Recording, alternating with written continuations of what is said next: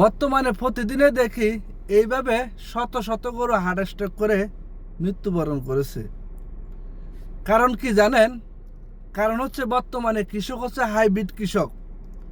আগের দিনের কৃষক নাই, যারা খেতে খামারে কাজ করে ঘাস নিয়ে আসতো, খের খলি ভুসি ছোলা খাওয়াইতো, ওই ধরনের কৃষক নাই। এখন হাইব্রিড কৃষকরা কি করে?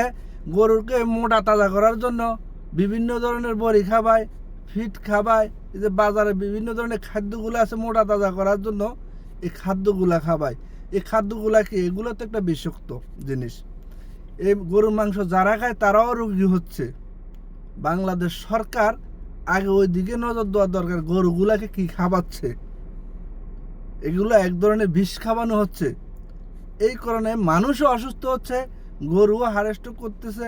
আপনারা একটা জিনিস দেখেন, গাভী গরু কোনো জায়গাতে দেখেন না যে হারেস্ট করছে।